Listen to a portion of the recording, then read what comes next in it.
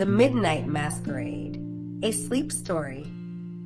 The invitation arrived on a Tuesday evening, slipped beneath your door while you were making tea in the kitchen. You discovered it when you returned to your living room, drawn by the faint scent of roses and something darker, something like old parchment and midnight air. The envelope was heavy, made of paper so thick and luxurious it felt like fabric between your fingers. Deep burgundy in color, sealed with black wax that bore the imprint of a rose intertwined with thorns. Your name was written across the front in silver ink, the letters flowing and elegant, as though penned by someone from another century. You sat down slowly in your favorite chair by the window, the one that overlooked the quiet street below, now painted in shades of dusk. The street lamps were just beginning to flicker to life, casting pools of golden light onto the sidewalk. You turned the envelope over in your hands, feeling its weight, its promise of mystery. When you broke the seal, the wax gave way with a satisfying crack, releasing that scent again. Roses and something indefinable, something that made you think of moonlight on water, of silk against bare skin, of secrets whispered in darkened hallways. The card inside was even more beautiful than the envelope, cream-colored, bordered in deep gold, with those same elegant silver letters dancing across its surface.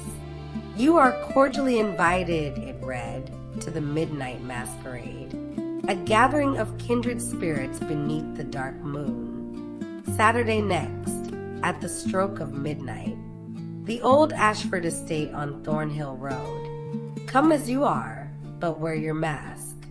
We have been waiting for you." There was no signature, no return address, no explanation of who had sent it or why. But as you held the invitation in your hands, as the last light of day faded from your windows and the room around you grew dim, you felt something stir within you, something you hadn't felt in years. A sense of anticipation, of possibility, of doors about to open onto rooms you'd never seen before. You had heard of the Ashford estate, of course. Everyone in town had. It sat at the end of Thornhill Road, behind tall iron gates that were always locked, surrounded by ancient oak trees whose branches seemed to reach toward the house like gnarled fingers. The estate had been empty for as long as you could remember, though rumors persisted that someone, or something, still lived there, hidden behind those dark windows and heavy curtains. People whispered about the Ashford family, about their strange habits and stranger guests, about parties that lasted until dawn and beyond, about music that could be heard drifting through the trees on certain nights when the moon was dark.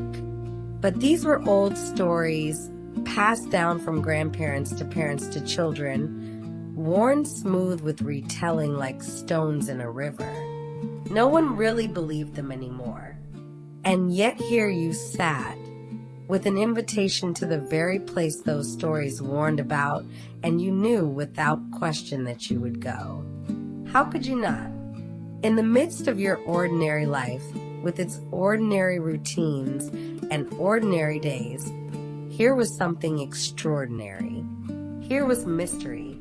Here was the unknown. The days between Tuesday and Saturday seemed to stretch like taffy, each hour longer than the last. You went about your normal activities, work, errands, the quiet rhythms of daily life. But your mind kept returning to that invitation, to the promise it held. You thought about what you might wear, what kind of mask you would need, what you might find when you arrived at those iron gates. On Thursday, you went to a small boutique on the other side of town, tucked away on a street you rarely visited. The shop was dimly lit, filled with vintage clothing that smelled of lavender and cedar. The woman behind the counter was ancient, or so she seemed, with silver hair piled high on her head and eyes that looked at you with knowing. "I need something for a masquerade," you told her, and those knowing eyes crinkled at the corners. "Ah," she said, as though she'd been expecting you. "Yes, I think I have just the thing." She led you to the back of the shop, where the shadows were deeper and the air seemed cooler. From a wardrobe that looked like it belonged in a castle, she pulled out a dress that made your breath catch in your throat. It was the color of midnight, that particular shade of blue-black that the sky turns at the darkest hour. Velvet, heavy and soft, with long sleeves that would hug your arms and a neckline that dipped low, but not too low, elegant rather than revealing. The skirt was full, the kind that would swish when you walked, and when the woman held it up to the dim light, you could see that tiny crystals had been sewn throughout the fabric, so that it seemed to shimmer like stars. "It's perfect," you whispered, and the old woman smiled. "I made it many years ago," she said softly, "for someone who never came to claim it. I think it was waiting for you." You tried it on in the small dressing room, behind a curtain that looked like it had been there for decades. The dress fit as though it had been made for your body specifically, hugging you in all the right places, flowing in all the others. When you looked at yourself in the tarnished mirror, you almost didn't recognize the woman looking back. She looked mysterious, romantic, like someone from another time, like someone who belonged at a midnight masquerade. "And you'll need this," the old woman said when you emerged from the dressing room. She held out a mask, and you took it with careful hands. It was made of black lace over a foundation of stiffened silk, shaped to cover the upper half of your face, with openings for your eyes. Small black feathers decorated one side, and more of those tiny crystals caught the light. Ribbons of black satin trailed from either side, to be tied at the back of your head. "How much?" you asked, but the old woman shook her head. "Consider it a gift," she said, "for kindred spirits." That phrase again, the same words that had been on the invitation. You looked at her sharply, but she had already turned away, shuffling back toward the front of the shop, leaving you standing there with the dress and mask in your arms and questions on your lips that went unspoken. You took them home and hung the dress in your closet, where it seemed to absorb what little light came through your bedroom window. The mask you placed on your dresser, where you could look at it as you went about your evening routine. It seemed to watch you back, those empty eye holes holding promises of transformation, of becoming someone or something else. Saturday arrived at last, bringing with it a strange restlessness that made it impossible to focus on anything. You tried to read, but couldn't concentrate on the words. You tried to watch television, but found yourself staring through the screen rather than at it. You made lunch, but barely tasted it, made dinner, but left it half-eaten on your plate. As evening fell, you drew a bath, pouring in salts that smelled of jasmine and roses. You lit candles around the tub, turned off the overhead light, and sank into the warm water with a sigh that seemed to come from somewhere deep inside you. The heat seeped into your muscles, loosening tensions you hadn't known you were carrying, while the candlelight flickered and danced across the ceiling. You thought about the masquerade as you bathed, imagining what it might be like. You pictured grand ballrooms lit by chandeliers, masked figures swirling across polished floors, music that seemed to come from nowhere and everywhere at once. You pictured yourself among them, anonymous behind your mask, free to be whoever you wanted to be, free from the weight of your everyday identity. After your bath, you took your time getting ready. You dried your hair and styled it simply, pulling it back from your face so the mask would sit properly. You applied makeup with a careful hand, dark around the eyes to emphasize them behind the mask, a deep red on your lips that looked almost black in certain lights. Then you slipped into the dress, feeling the velvet slide over your skin like cool water. It was heavy, substantial, the kind of garment that changed the way you moved, that made you stand straighter, walk more slowly, carry yourself with a different kind of grace. You fastened the buttons that ran up the back as far as you could reach, then used a long-handled hook to fasten the rest. The mask came next, settled over your face and tied securely at the back of your head.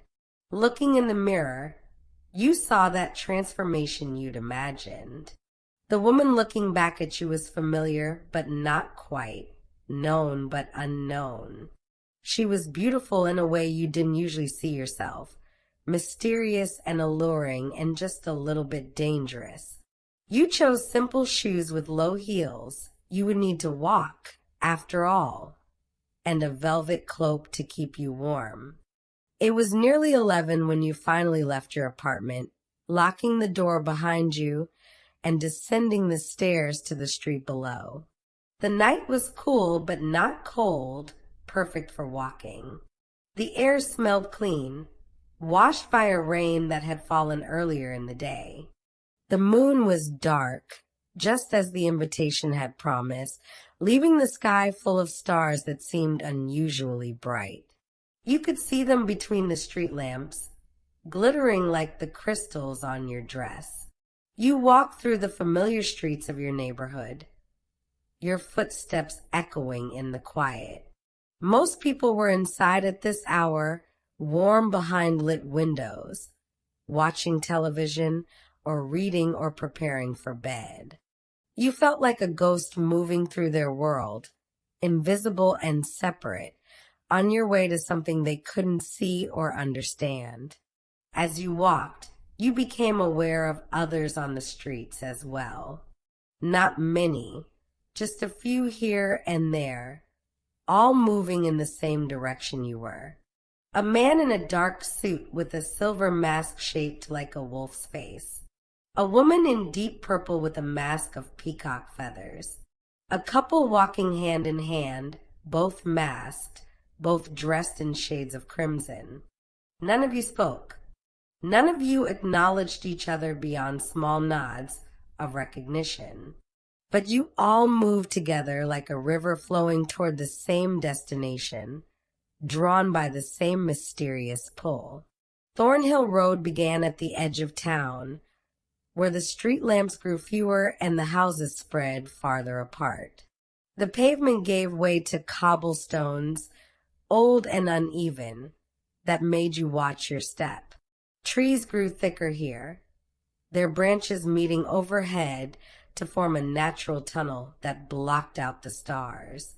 You could feel your heart beating faster as you walked, anticipation building with every step. The others were still around you, shadows moving through shadows, the soft rustle of fabric and quiet footfalls the only sounds in the darkness. Then ahead, through the trees, you saw lights. Not the harsh electric lights of the modern world, but softer, warmer lights. Lanterns, you realized as you drew closer. Dozens of lanterns hanging from the branches of the trees, casting a golden glow that lit the path ahead. The iron gates of the Ashford estate stood open, which was somehow more unsettling than finding them locked. They were old and ornate, worked into patterns of roses and thorns, the metal black and smooth from decades of wind and rain. Beyond them, the driveway curved away through more trees, and at the end of that curve, you could just glimpse the house itself. The Ashford estate was larger than you'd imagined. 3 stories of dark stone that seemed to absorb the lantern light rather than reflect it. Windows glowed from within, and you could see shadows moving behind the glass. The architecture was old, Victorian perhaps, with towers and turrets and balconies that jutted out at odd angles. It looked like the kind of house that would have secret passages and hidden rooms, the kind of house where anything might be possible. As you passed through the gates, you noticed a figure standing just inside, beside the driveway. Tall and still, dressed all in black, wearing a mask that covered the entire face. No features visible, just smooth black material with a subtle shimmer to it.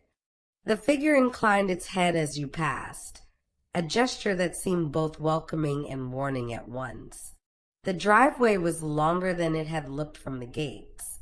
You walked for what felt like several minutes, your shoes crunching on the gravel, the lights of the house growing closer and brighter with every step. Other guests moved around you, some ahead, some behind, all silent, all focused on the destination ahead. Music reached you before you reached the house. Soft at first, almost inaudible beneath the sound of your own breathing and footsteps. But it grew steadily louder as you approached, until you could make out individual instruments, violins and cellos, a piano, perhaps a harp. The music was slow and haunting, beautiful in a melancholy way, the kind of music that made you think of autumn leaves falling and long-ago love affairs. The front entrance of the house was enormous, two massive doors of dark wood standing open to the night. More lanterns flanked the entrance, and more of those still black masked figures stood on either side, silent sentinels watching as guests arrived. You climbed the steps slowly, feeling the weight of the house above you, the weight of the night around you. As you reached the top step and crossed the threshold into the Ashford estate, you felt a change in the air. It was warmer inside, but that wasn't quite it. The air felt thicker somehow, heavier, charged with something you couldn't name. Magic, maybe, or just possibility. The sense that the normal rules of the world outside might not apply within these walls. The entrance hall took your breath away. It was vast, with the ceiling so high it disappeared into shadows above.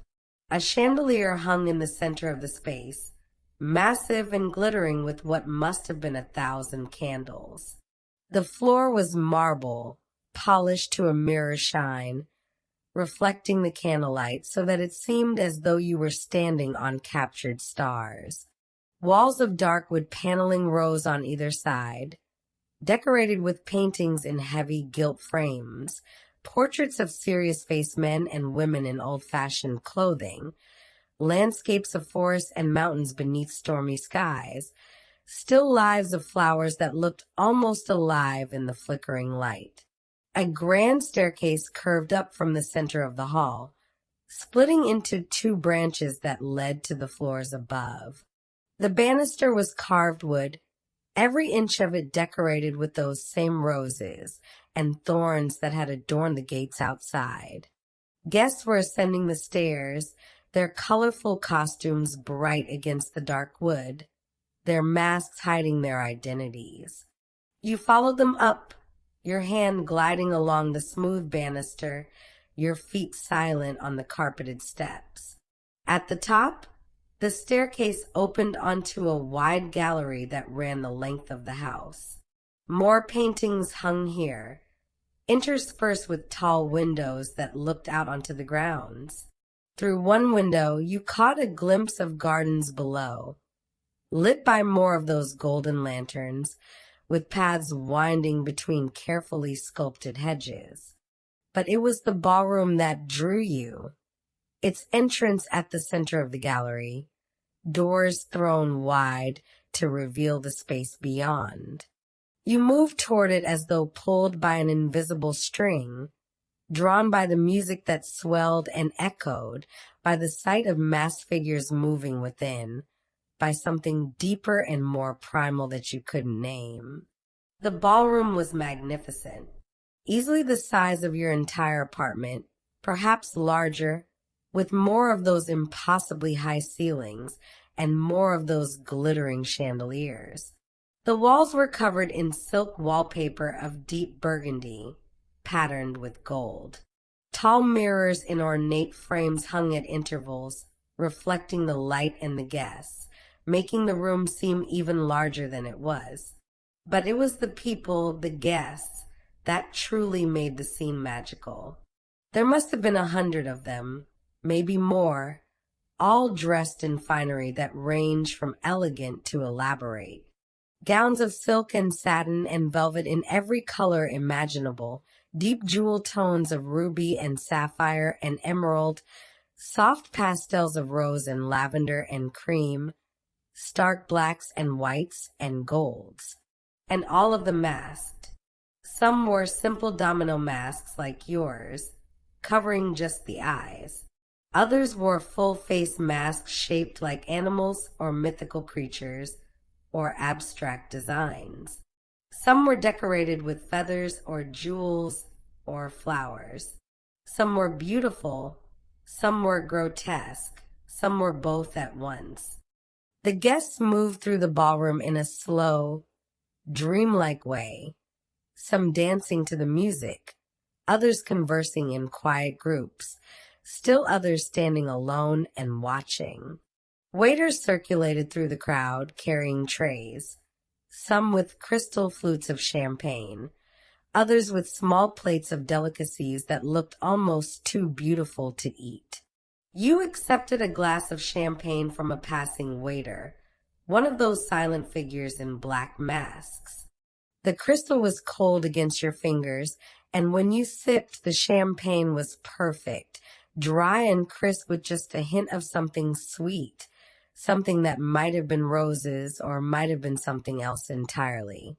As you moved into the ballroom, the music seemed to wrap around you like a physical thing. The orchestra was positioned at the far end of the room, on a raised dais draped in black velvet. You counted perhaps a dozen musicians, all dressed in black, all masked, their instruments gleaming in the candlelight. The music they played was unlike anything you'd heard before. Classical in structure, but with something else woven through it, something darker and more mysterious. It made you want to move, to sway, to dance. Beautiful, isn't it? A voice said beside you, and you turned to find a man standing there. He was tall and lean, dressed in a suit of charcoal gray that fit him perfectly. His mask was simple silver, covering the upper half of his face, with no decoration except the metallic gleam itself. Behind the mask, his eyes were dark, so dark they seemed almost black in the candlelight. The music, you asked, and he smiled. His lips were the only part of his face you could clearly see, and they curved in a way that was both inviting and enigmatic. The music, yes, he said, but also this, all of this, the night, the gathering, the sense that anything might happen. You nodded slowly. I've never been to anything like this before. Few have, he said. The midnight masquerade is something special, something rare. It only happens once a year, and only certain people are invited. How are they chosen, you asked? The people who are invited, His smile deepened. That's one of the mysteries, isn't it? Some say the invitations find those who need them most, those who are searching for something, even if they don't know what. Those who are ready for something different, something more. And what do you think? You asked, emboldened by the champagne and the anonymity of your mask. I think, he said slowly, that we all have a place we're meant to be at certain times in our lives. And sometimes, if we're very lucky, we receive an invitation that shows us the way to that place. Before you could respond, he extended his hand. Would you like to dance? You looked at his hand for a moment, long fingers, pale skin. And then you placed your hand in his. His fingers closed around yours, warm and firm, and he led you onto the dance floor. The music shifted as you began to move, slowing into a waltz. The man, you didn't even know his name, and somehow that seemed appropriate, pulled you close, one hand on your waist, the other holding yours. You placed your free hand on his shoulder and let him guide you into the steps. You'd learned to waltz years ago, in a different life it seemed, but your body remembered the rhythm. 1, 2, 3. 1, 2, 3. Turning and turning across the polished floor. Around you, other couples moved in the same pattern, a sea of masked faces and swirling fabric, all moving together as though choreographed by some unseen hand. You dance well, your partner said, his voice low, meant only for you despite the music and the crowd around you. So do you replied, and he laughed softly. I've had a lot of practice. Many years of nights like this. Many dances in rooms like this. Many years, you asked. You talk as though you've been coming to these masquerades for a long time. But I thought this was rare once a year. His dark eyes glittered behind his mask. Time is strange in places like this, he said. A single night can contain multitudes. And some of us have learned to make the most of every moment. You weren't entirely sure what he meant by that. But before you could ask, the waltz ended and a new piece began. This one was faster, more energetic, and your partner released you with a small bow. Perhaps we'll dance again later, he said, and then he melted back into the crowd, leaving you standing alone on the dance floor. You moved to the edge of the room, wanting to catch your breath and observe for a moment. Your heart was beating fast from the dancing and from something else. The strangeness of the entire evening, the surreal quality of finding yourself here, in this house, at this party, surrounded by masked strangers. The champagne in your glass was still cold, and you sipped it again, slower this time, savoring it. As you stood there, you began to notice details you'd missed before. The way the candlelight seemed to pulse in time with the music, growing brighter on the high notes and dimmer on the low ones. The way the mirrors on the walls reflected not quite what they should. Sometimes you'd see a guest back in the mirror when they were facing toward it, or see their reflection smiling when their actual face was serious. And the paintings on the walls between the mirrors, you could have sworn they were different than they'd been when you first entered. The landscape seemed darker now, the forest deeper, the skies more ominous. And the portraits seemed to watch the dancers with something that looked almost like hunger in their painted eyes. You shook your head slightly, blaming the champagne or the late hour or the strangeness of the whole experience. This was just a party, you told yourself. An unusual party, certainly, in an unusual house, but still just a gathering of people who like drama and mystery and dressing up in costumes. And yet you couldn't quite convince yourself of that. There was something else here, something more. You could feel it in the air, in the music, in the way the other guests moved and spoke. They all seemed to know something you didn't, to be part of some secret that you'd only glimpsed the edges of. First time, a woman's voice asked, and you turned to find yourself facing a figure in deep green. Her gown was silk, the color of emeralds, with a fitted bodice and a skirt that fell in elegant folds to the floor. Her mask was gold, shaped like a cat's face, with pointed ears and long whiskers that trembled when she moved her head. Yes, you admitted. Is it that obvious? The cat-masked woman laughed, a sound like wind chimes. Not obvious, no. But there's a certain look that first-timers have. A combination of wonder and confusion, like they've stumbled into a dream and aren't quite sure if they're going to wake up.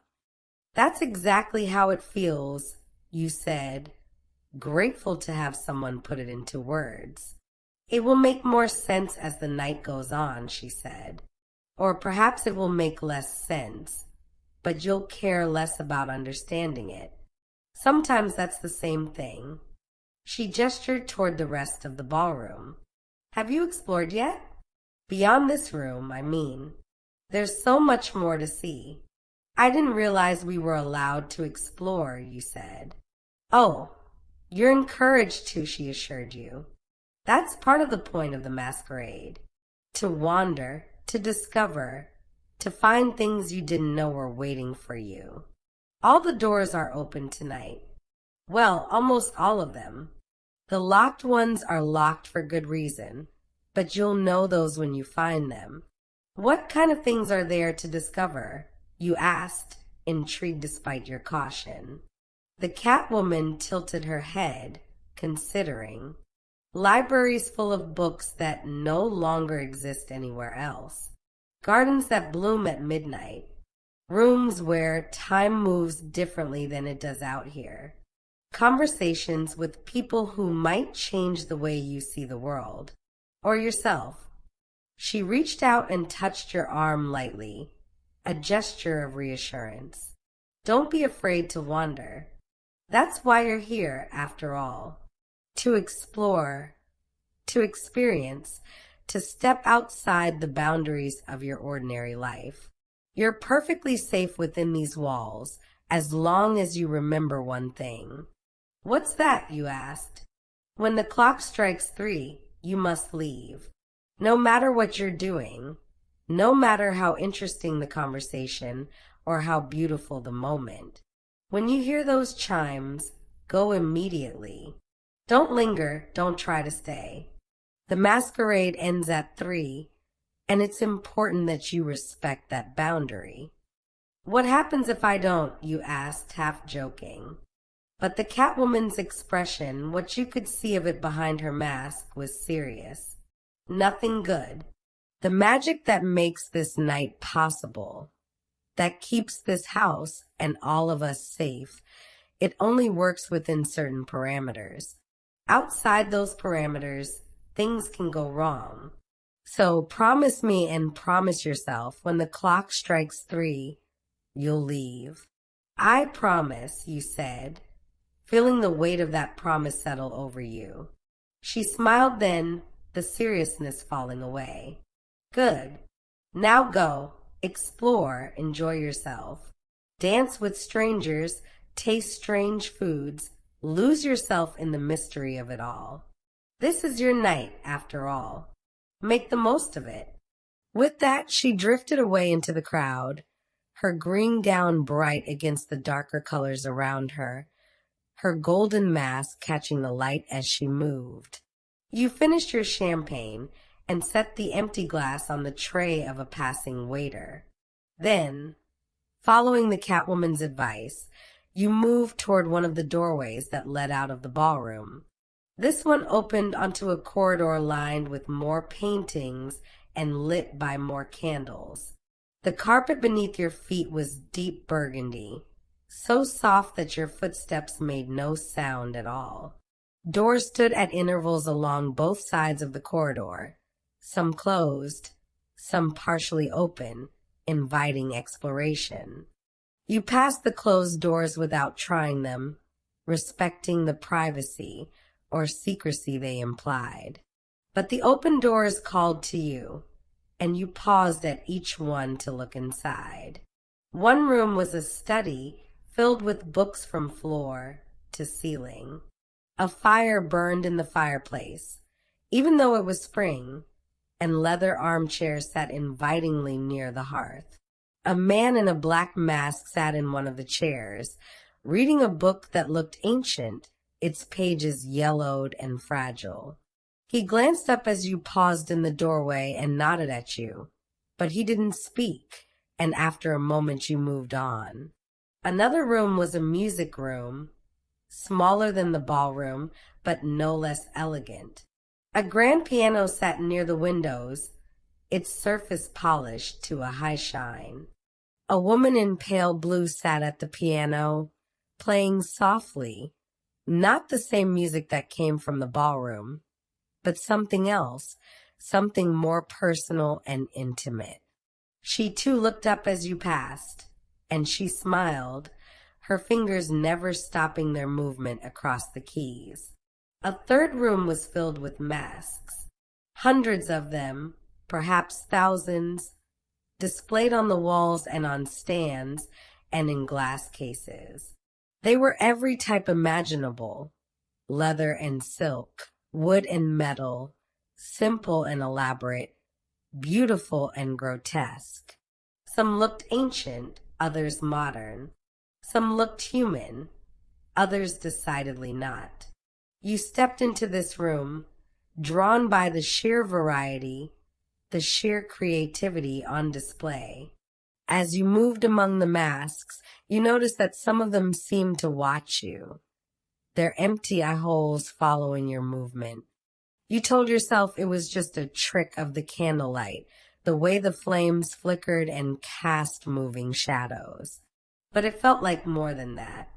It felt like the masks were aware, somehow, of your presence. Near the back of the room, you found a mask that caught your attention more than the others. It was simple in design, just a half mask like the one you wore, but it was made of what looked like moonlight. Silver white, luminous, seeming to glow from within. You reached out to touch it, your fingers drawn to its surface as though by magnetism. "Beautiful, isn't it?" a voice said behind you, and you jumped, startled. You thought you were alone in the room. You turned to find a woman standing there. She was perhaps your age, though it was hard to tell behind her mask. She wore a gown of deep violet, and her mask was black lace, similar to yours but with different patterns worked into the fabric. "I'm sorry," you said. "I didn't realize anyone else was here." "I've been here the whole time," she said with a smile. "But sometimes in this house, you don't see things or people until you're ready to see them." She moved closer, standing beside you to look at the moonlight mask. "This one is special," she said softly. "It said that if you wear it, you can see things as they really are, beneath all the illusions and pretenses. But there's a cost." "What cost?" you asked. "You can never unsee what it shows you," she said. "Once you put it on, even if you take it off immediately, you'll carry that sight with you for the rest of your life. You'll see through lies and facades, yes, but you'll also see the darkness that lives in people's hearts, including your own. It's a heavy gift." You pulled your hand back from the mask, suddenly uncertain. "Have you worn it?" you asked. She shook her head. "No, I'm not brave enough, or perhaps I'm too wise. I prefer my comfortable illusions, my willful ignorance of the worst parts of human nature. But others have worn it, and they've never been quite the same afterwards." She touched your arm gently, the same reassuring gesture the Catwoman had made. "But don't let me frighten you away from exploring. Not every mask in this room has such weight attached to it. Most of them are simply beautiful, simply fun. Try one on if you like. See who you might be behind a different face." The idea was tempting, you had to admit. Who would you be if you wore a different mask? Would you feel different, act different, become someone new? But looking around the room at all those watching eye holes, you decided you were content with the mask you already wore. It had brought you this far, after all. It had gotten you through the gates and into the house and onto the dance floor. It was enough. "Maybe later," you told the woman in violet, and she nodded as though she understood. You left the mask room and continued down the corridor. More rooms revealed themselves to you as you walked. A conservatory full of night-blooming flowers whose scent was intoxicating. A gallery of sculpture where marble figures seemed to breathe in the candlelight. A small theater where a play was being performed for an audience of 3. Each room was a world unto itself, each one offering something different, something unique. You could have spent hours in any one of them, but you felt drawn to keep moving, to keep exploring, to see what else this house might contain. Eventually, the corridor opened onto a set of glass doors that led outside. Through them, You could see the gardens you'd glimpsed from the upstairs gallery. The lanterns hanging in the trees cast a warm glow over paths and flower beds, and you could see a few other guests wandering among the plantings. You stepped outside, breathing in the cool night air. After the warmth of the house, it felt refreshing, clearing your head of some of the dreamy fog that had settled over you. The music from the ballroom was still audible out here, but fainter, muted, so that it blended with the sound of wind in the trees and water splashing from a fountain somewhere in the darkness. The garden was even more beautiful than you'd imagined from your glimpses through windows. Roses climbed over arbors and trellises, their blooms open despite the late hour, their scent thick and sweet on the air. Other flowers that you couldn't name grew in carefully tended beds, their petals pale in the lantern light. Paths of white gravel crunched softly beneath your feet as you walked, winding between the plantings in patterns that seemed random but probably weren't. You came upon the fountain after a few minutes of wandering. It was large, made of dark stone carved into the shape of a rose. Water flowing from the flowers centered to cascade down the petals into a pool below. Pennies and small coins glinted at the bottom of the pool. Wishes, you suppose, though you wondered what kinds of wishes people made at a midnight masquerade. A bench sat near the fountain, and you sank onto it gratefully, your feet aching a bit from all the walking and dancing. You took off your shoes and wiggled your toes, sighing with relief. Your dress pulled around you in folds of midnight velvet, and you ran your fingers over the soft fabric absently as you sat and watched the waterfall. Escaping the crowds, a voice asked, and you looked up to see a man standing nearby. He wore a suit of deep blue, almost the same color as your dress, and his mask was white porcelain shaped like a plague doctor's mask with a long curved beak. Behind it, his eyes were impossible to read. "Just taking a break," you said, catching my breath. He gestured to the bench. "May I join you?" You nodded, and he sat beside you, leaving a respectful distance between you. For a few moments, neither of you spoke, both of you simply watching the fountain, listening to the water and the distant music. "It's overwhelming, isn't it?" he said finally. "The first time you come to one of these. All the sights and sounds, all the mystery and possibility. It's wonderful, but it's also exhausting." "Yes," you agreed. "Exactly that. I feel like I'm living through a dream, and I'm not sure when I'm going to wake up." "That's one of the gifts of the masquerade," he said. "It blurs the line between dreaming and waking, between reality and fantasy. By the time the night is over, you won't be entirely sure which parts were real and which parts you imagined. But that's all right. Sometimes the imagined parts are just as important as the real ones." He turned to look at you, his beaked mask giving him an otherworldly appearance. "What brought you here tonight? I don't mean physically. I mean, what drew you to accept the invitation? Most people who are invited either come immediately or throw the invitation away in fear. You came. What made you brave enough to walk through those gates?" You thought about the question, trying to find the right words. "I think," you said slowly, "I was ready for something different, something more. My life is fine, good even. I'm not unhappy, but it feels small sometimes, bounded by routine and responsibility. When I got the invitation, it felt like a door opening onto something larger, something extraordinary. And I realized I didn't want to spend the rest of my life wondering what I'd missed by not walking through that door." He nodded. "That's a good answer. An honest one. And you're right, it is a door. What you do with what you find on the other side, That's up to you. Some people come to the masquerade once and never return. They get what they need from the experience and go back to their ordinary lives, changed in small ways but fundamentally themselves.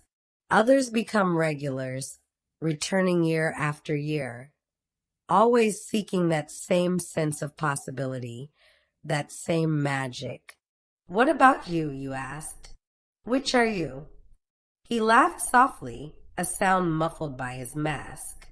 I suppose I'm a regular, though I don't think of it that way. I think of it as coming home in a sense. This house, these people, this night, it's where I belong. Out there in the regular world, I'm just playing a part. Here I'm real. You understood what he meant, even though you'd only been here a few hours. There was something about the masquerade, about the freedom of anonymity and the permission to be strange and mysterious, that felt more authentic than the polite facades you wore in daily life. Do you ever wish, you asked, that the masquerade lasted longer? That it didn't have to end at 3? He was quiet for a long moment. Sometimes, he admitted, but I've learned that the magic of this night depends partly on its limitations. If it lasted forever, it would become ordinary. It's the scarcity, the temporariness that makes it precious. We have a few hours in which anything is possible, and then we have to return to the world where things are fixed and solid and predictable. But we carry the memory of these hours with us, and that memory can sustain us through all the ordinary days that follow. You thought about that, about the idea that some magic needed boundaries to remain magical. It made a kind of sense, even if part of you wanted to protest, wanted to stay in this dreamlike space forever. The man stood, offering you his hand. Come on, he said. Let me show you something before the night gets much older. You put your shoes back on and took his hand, letting him pull you to your feet. He led you deeper into the gardens, away from the fountain, along paths that grew narrower and darker as the lanterns spread farther apart. You passed through an archway covered in climbing roses, their thorns casting strange shadows in the dim light. Beyond the archway, the garden changed. The plantings here were wilder, less carefully controlled. Trees grew closer together, their branches forming a canopy overhead that blocked out the stars. The path beneath your feet was dirt now rather than gravel, soft and silent. Where are we going? You asked, your voice barely above a whisper. Something about this part of the garden made you want to be quiet, to move carefully, to show respect for something you didn't quite understand. You'll see, he said, and there was a smile in his voice, a promise of something worth seeing. The path wound through the wild garden for several minutes, long enough that you began to wonder if you should have followed this stranger into the darkness. But then the trees opened up ahead of you, and you stepped out into a clearing that took your breath away. It was a hedge maze, but unlike any maze you'd ever seen. The hedges were tall, perhaps 10 feet high, made of some dark plant you couldn't identify. But it wasn't the hedges themselves that amazed you. It was what grew on them. Flowers, hundreds or thousands of them, blooming all over the surface of the hedges. And they glowed. Some were pale blue, giving off a gentle light like moonlight. Others were soft green, like phosphorescence. Still others were purple or pink or white, each adding their own light to the overall glow. Together, they lit the entire maze with a soft, magical radiance that was just bright enough to see by but dim enough to maintain the sense of mystery and shadow. It's beautiful, you breathed, and the plague doctor masked man nodded. Midnight flowers, he said. They only bloom at night, only in darkness. If you bring them into light, real light, sunlight or electric light, they close up and die. But here, in the dark, they thrive. He gestured toward the entrance to the maze. Would you like to walk through it? Or are you afraid of getting lost? You looked at the maze, at the glowing flowers and the shadowy paths between the hedges. You should probably be afraid, you thought.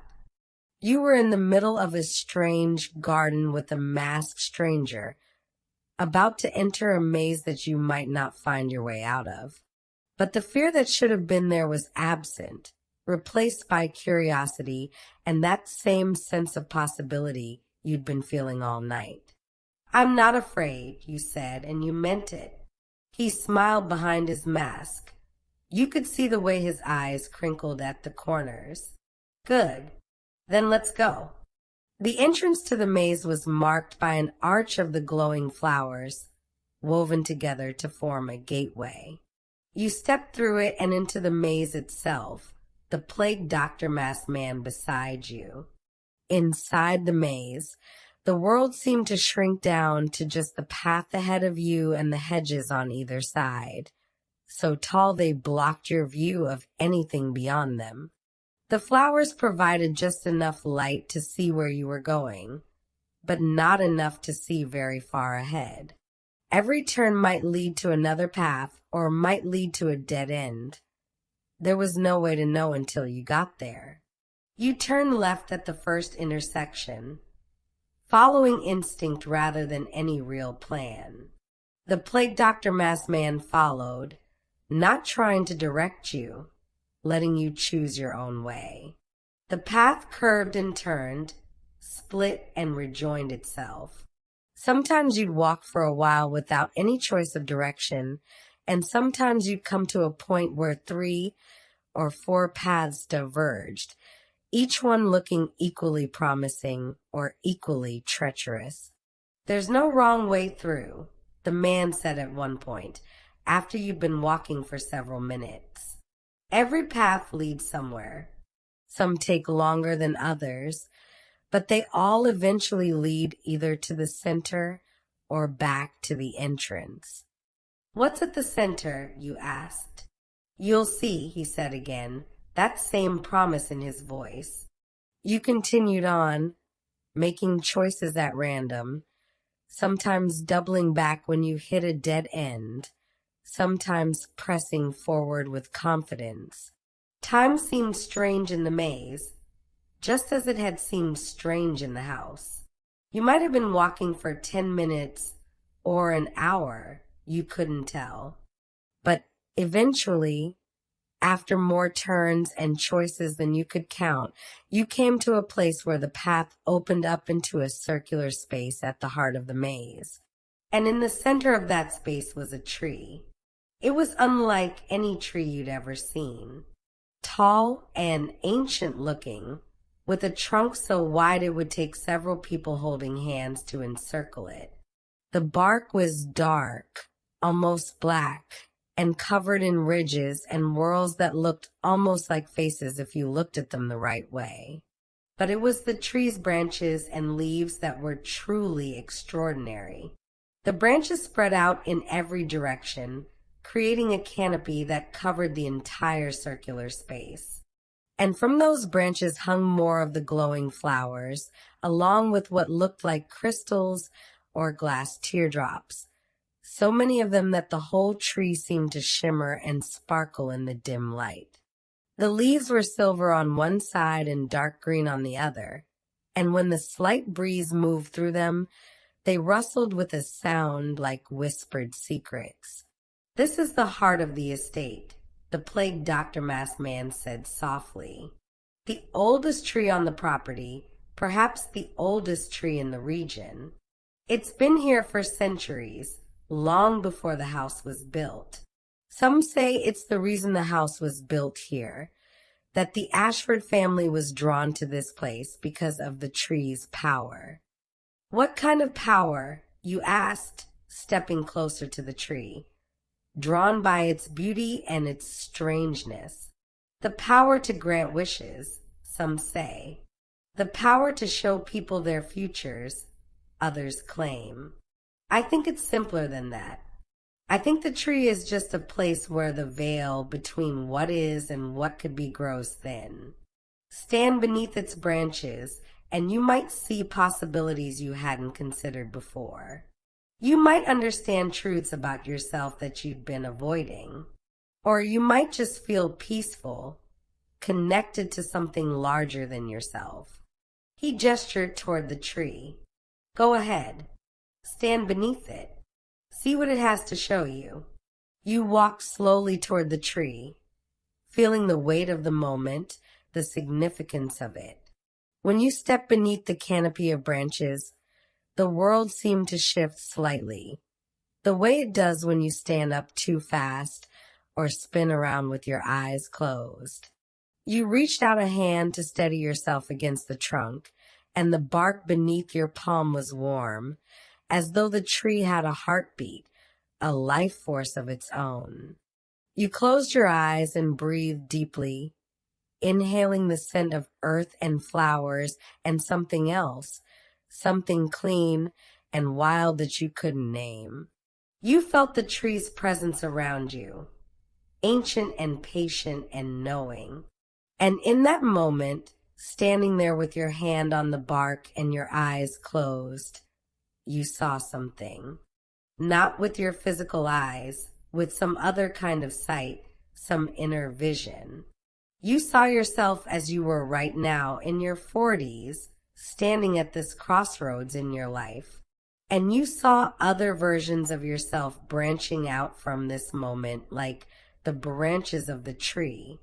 Versions of yourself who made different choices, took different paths, became different people.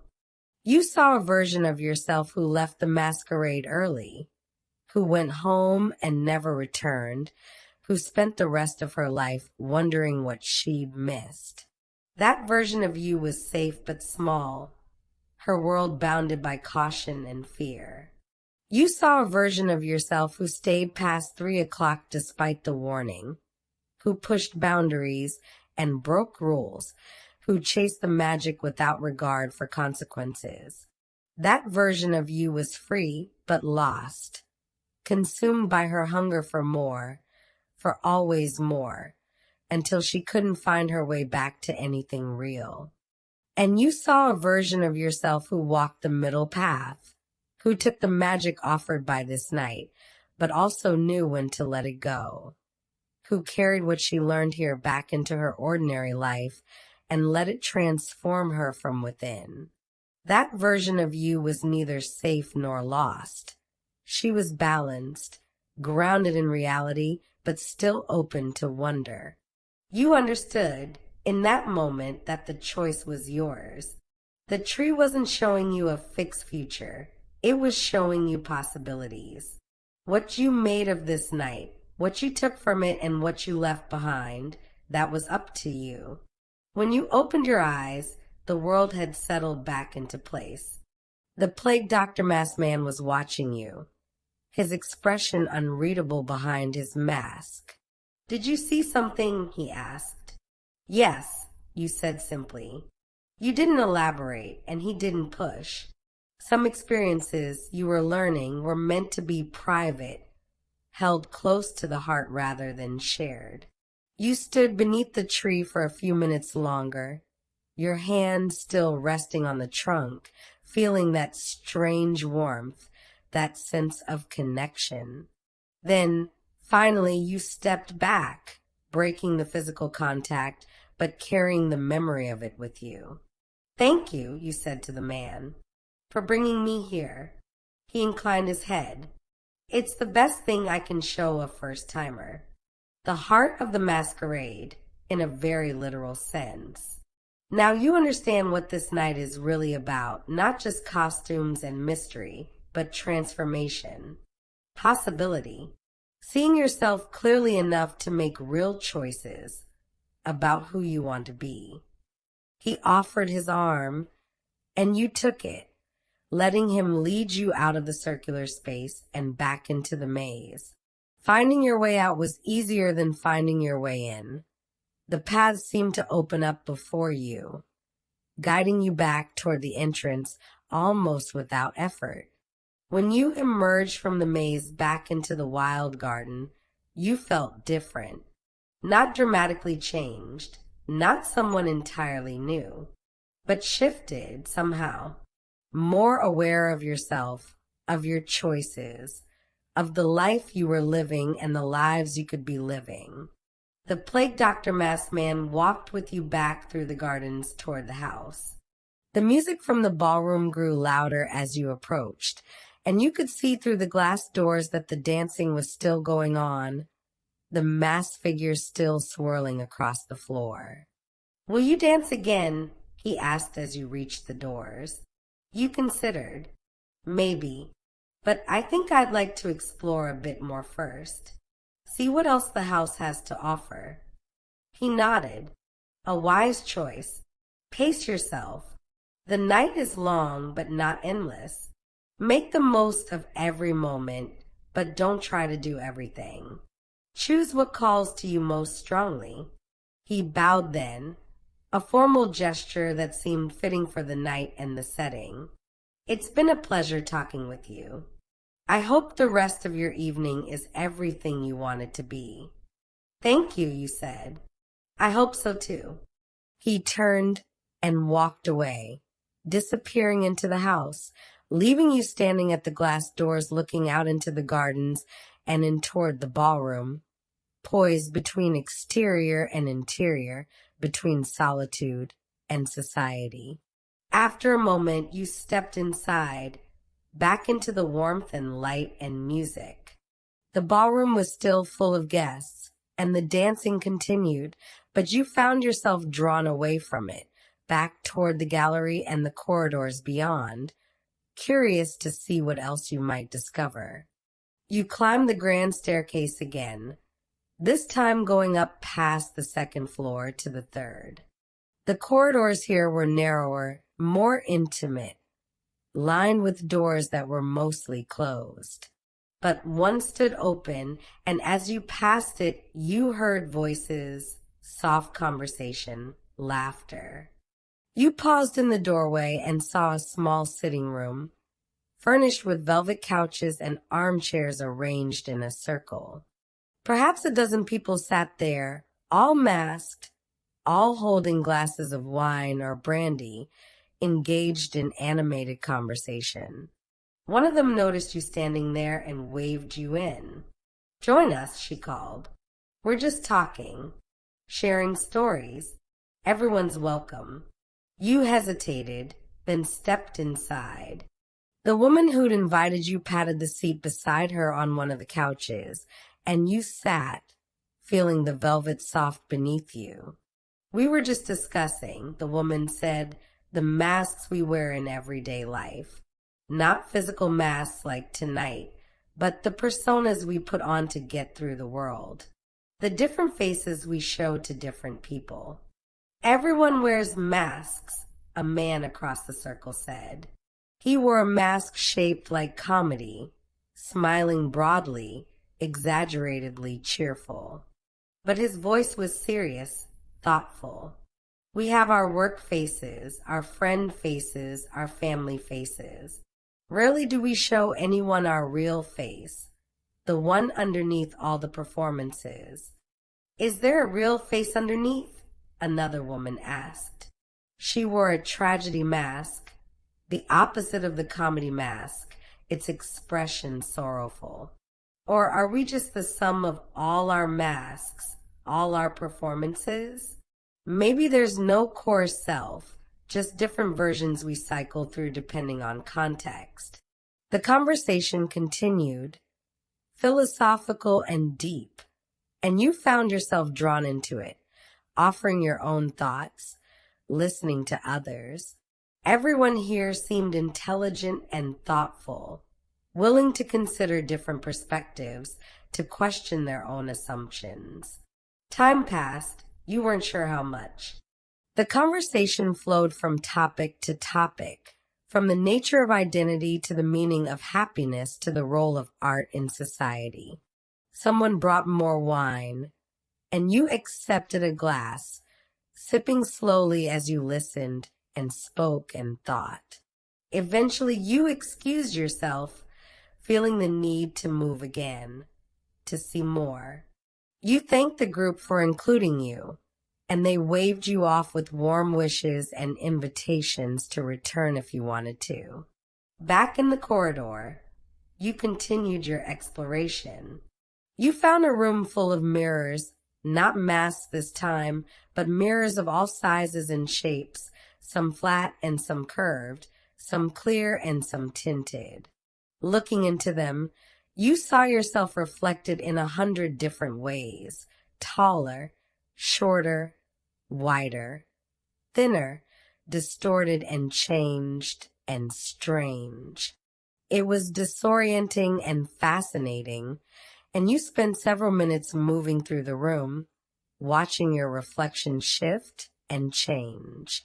You found a conservatory on the 3rd floor, smaller than the one below, but even more lush, full of plants that shouldn't have been able to grow indoors, that needed tropical heat and humidity.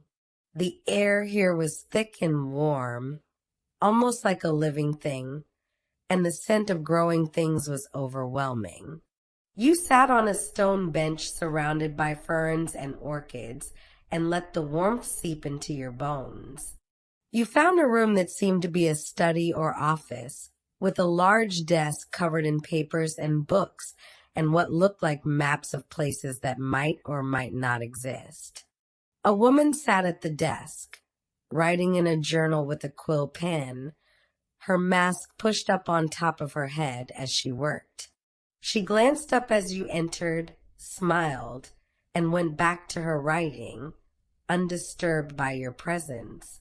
Each room was a world, each one offering something different, and you moved through them like a ghost, observing, experiencing, taking what you needed and leaving the rest. At some point, you found yourself back in the ballroom, drawn by the music and the movement. The dancing had evolved. It was less formal now, less structured. Couples and groups moved in ways that were more free-form, more interpretive, responding to the music in their own individual ways rather than following set steps. You joined them, finding a space on the floor and simply moving, letting the music guide your body. You danced alone at first, then with others who moved close and then away, a fluid interchange of bodies and energy. No one spoke. The dancing was its own conversation, its own language.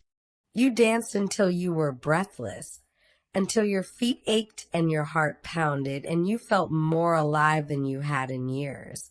Then you retreated to the edge of the room, accepted more champagne from a passing waiter, and watched the others continue. The clock on the wall read 2:30. You'd been here for more than 2.5 hours, and it felt both like minutes and like an entire lifetime. You thought about the Catwoman's warning, about needing to leave when the clock struck 3. You had half an hour left, 30 more minutes in this magical space before you'd need to return to the ordinary world.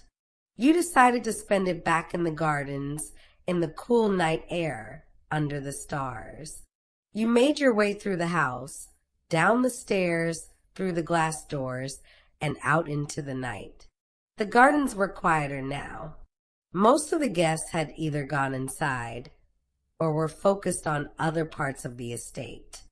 You walked alone along the paths, retracing some of your earlier steps, discovering new areas you hadn't seen before. You found a rose garden, the flowers dark red and almost black in the lantern light, their scent heavy and intoxicating. You found a small pond with water lilies floating on its surface, their white flowers ghostly in the darkness. You found a gazebo, its white painted wood and vine-covered roof a pale beacon among the darker plantings. You climbed the steps into the gazebo and sat on one of the benches that lined its interior. From here, you could see the house in the distance, its windows glowing, the music a faint thread on the night air. You could see the garden spread out around you, the lanterns hanging in the trees like fallen stars. You could see other guests, dark shapes moving through the landscape on their own journeys of discovery and experience. This was it, you realized. This moment right here, sitting in a gazebo at a mysterious estate, dressed in velvet and lace, watching a masquerade unfold around you in the deep hours of the night. This was what you'd come for, what you'd accepted the invitation for. Not any specific experience or person or conversation, but this feeling. This sense of being alive in a way you'd forgotten was possible. This awareness of beauty and mystery and magic existing in the world, waiting to be discovered by those brave enough to seek it. You thought about what the plague Dr. Maskman had said, about carrying the memory of this night with you through all the ordinary days to come. You understood now what he meant. This night would become a touchstone, something to return to in your mind when life felt too small or too dull or too predictable.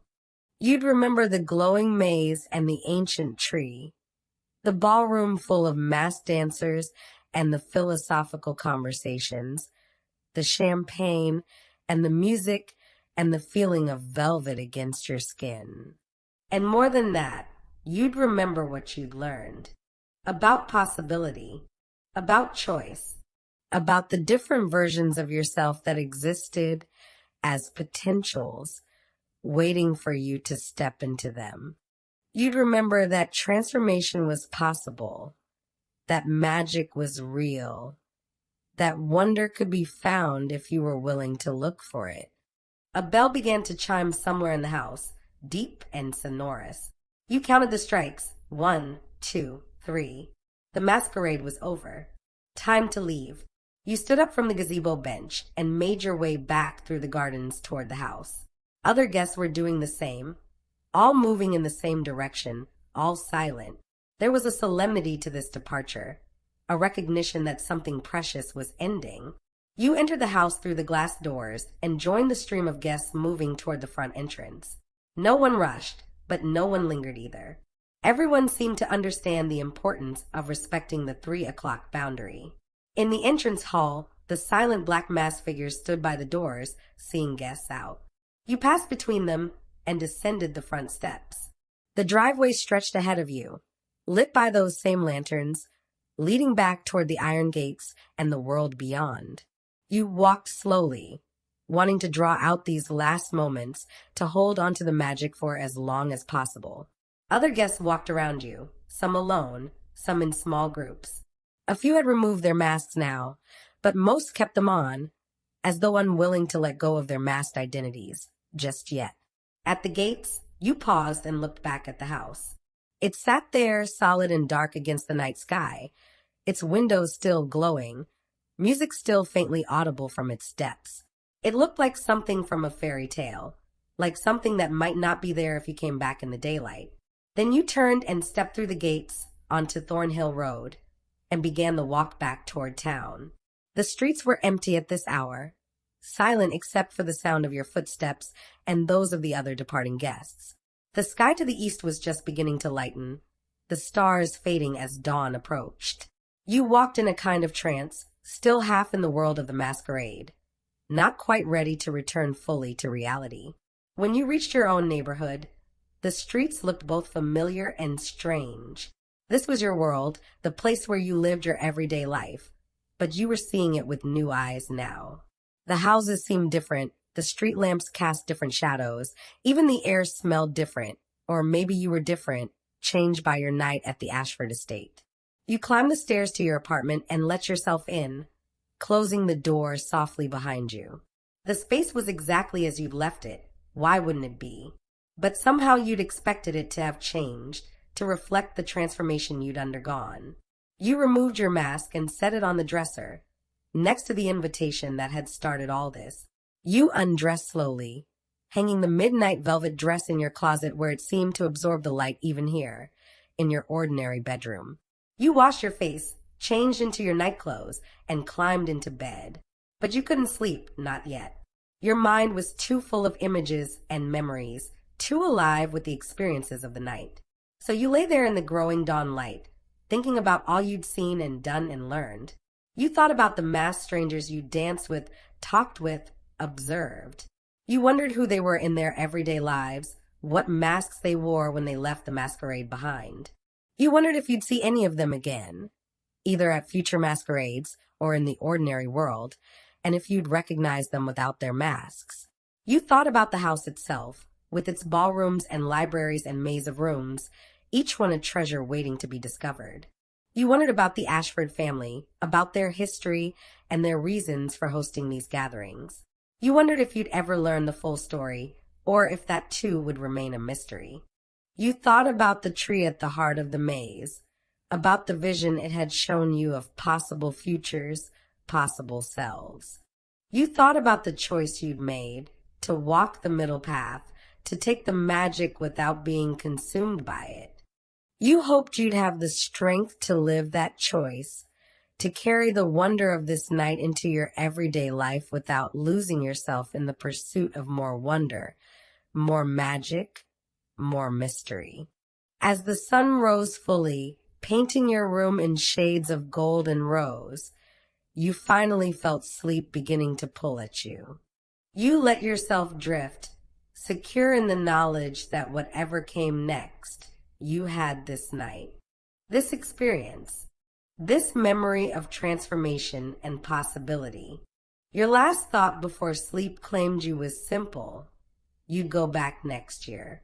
When the invitation came, and somehow you knew it would come, you'd accept again.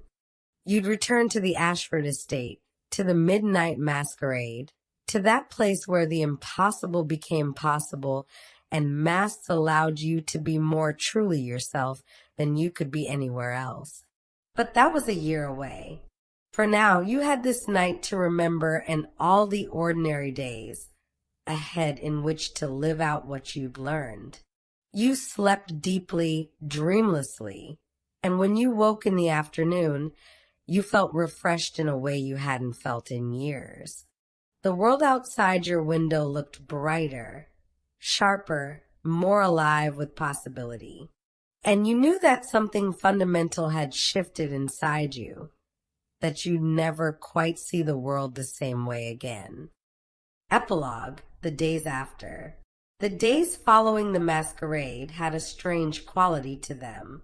On the surface, everything continued as it always had. You went to work, ran your errands, met with friends, kept to your routines. But underneath, something had changed. You found yourself noticing things you'd never noticed before. The way light fell through leaves, the expressions on strangers' faces, the small moments of beauty and grace that happened all around you if you paid attention. Your coworkers asked if you'd had a good weekend, and you smiled and said yes without elaborating. How could you explain where you'd been, what you'd experienced? They wouldn't understand, or worse, they'd think you were making it up. So you kept it to yourself, a precious secret, a private treasure. But keeping it secret didn't mean forgetting it. If anything, you found yourself returning to the memories constantly, turning them over in your mind like stones in your pocket, smooth and comforting. You'd be sitting at your desk at work and suddenly remember the feeling of waltzing across that ballroom floor. You'd be making dinner and think of the glowing flowers in the maze. You'd be getting ready for bed and see your mask on the dresser, silent reminder of that night when you'd been someone extraordinary. The mask stayed on your dresser where you could see it every day. Sometimes you'd put it on and look at yourself in the mirror, trying to recapture that feeling of mystery and power. But it wasn't quite the same without the dress, without the house, without the music and the other masked strangers. Still, it was a touchstone, a physical link to that experience. The dress stayed in your closet, hanging in a place of honor. You found excuses to open the closet door and look at it, to touch the velvet and remember how it had felt to wear it. You wondered if you'd ever wear it again, or if it would hang there for a year, waiting for the next masquerade. About a week after the masquerade, you went back to Thornhill Road. You walked there in the afternoon, in full daylight, curious to see what the Ashford estate looked like in the light of day. But when you reached the spot where you remembered the gates being, there was nothing. Just trees and underbrush, no gates, no driveway, no hint that a house had ever stood there. You walked up and down the road several times, certain you had the right place, but finding no evidence of it. Either you'd somehow remembered wrong, or the estate existed in a space that wasn't accessible during daylight hours, or perhaps it only appeared when the invitation called it into being. The mystery of it delighted you rather than frustrated you. Of course, the masquerade wouldn't make itself easy to find, wouldn't leave itself vulnerable to casual discovery. Its elusiveness was part of its magic. You found yourself more engaged with life than you'd been in years. You took up hobbies you'd let fall by the wayside. Painting, which you'd loved in college but given up in the press of adult responsibilities. Playing the piano, which sat mostly silent in your living room but now filled your evenings with music. Writing in a journal, trying to capture in words what you'd experienced and learned. You were more present in conversations, actually listening to what people said rather than just waiting for your turn to talk. You noticed things about your friends and family that you'd overlooked before, small kindnesses, hidden sorrows, private joys. You became someone people sought out, sensing that you'd listen, that you'd understand, that you carried some kind of wisdom or peace that they wanted to be near. At work, you took on new challenges, volunteered for projects you'd have avoided before. Not because you were suddenly ambitious in a career sense, but because you wanted to experience more, to test yourself, to see what you were capable of. Your supervisor noticed and commented on your increased engagement, and you just smiled and said you'd had a revelation about the importance of making the most of every opportunity. You went on dates, something you hadn't done much of in recent years. You joined a social group for people your age who wanted to try new things, and through them you went hiking and took a cooking class and attended wine tastings and art gallery openings. You didn't find romance, but you found connection, community, the pleasure of sharing experiences with others. The world felt bigger than it had before, full of possibilities you hadn't considered. Every day held potential for small discoveries, small moments of magic. And while none of them matched the intensity of the masquerade, they didn't need to. The masquerade had shown you what was possible, had opened your eyes to the wonder that existed in the world. Now you could find your own smaller wonders in everyday life. Months passed, and the memory of the masquerade didn't fade so much as it settled into something softer, something you could carry more easily. You still thought about it often, but not with the sharp immediacy of the first few weeks. It had become part of you, woven into your identity in subtle ways. You sometimes wondered about the other guests, the man in the silver mask you danced with, the Catwoman in green, the plague doctor who'd shown you the maze, the woman in violet in the mask room, all the others you'd encountered or observed. Were they changed too? Had the masquerade affected them the way it had affected you? Or were some of them regulars who took it in stride, just another night in a long string of magical nights? You found yourself looking at people differently on the street, in stores, at work. Could that be someone who'd been at the masquerade? That woman in line at the coffee shop? That man waiting for the bus?